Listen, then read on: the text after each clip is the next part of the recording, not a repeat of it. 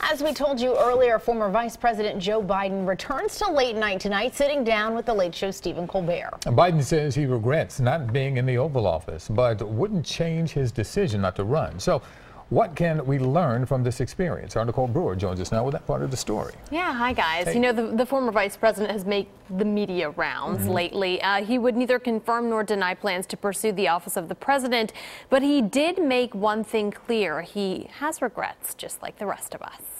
If you're human, chances are you regret something. There's always things you wish you could have done when you had the chance. There's definitely things I regret. I think like opportunities I didn't take. Or perhaps someone. I wish I never met him. From the average person to the not-so-average Joe, former Vice President Joe Biden made headlines when he told Oprah he regrets not being in the White House, but for his family's sake, stands by his decision to not pursue the presidency.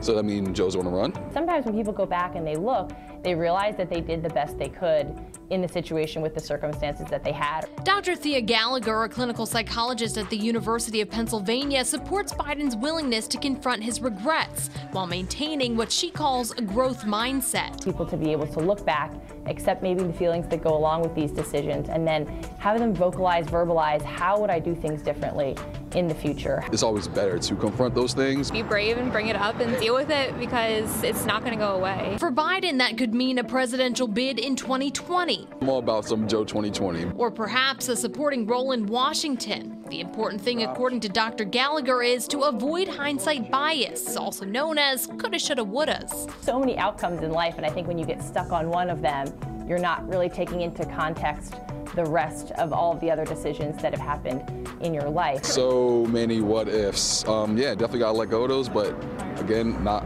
easy to do. Don't dwell on it. Let it go.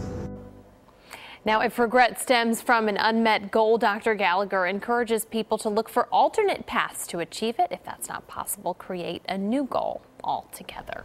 I can see that. If you can learn a lesson from something, Yes. do that. And we'll see what's in store for Vice President Joe Biden. That's right. It's kind of like Time will 4 tell. political lifetimes between then and now, right? 100%. Thanks, Nicole. Thanks, Nick. Yeah. Appreciate it.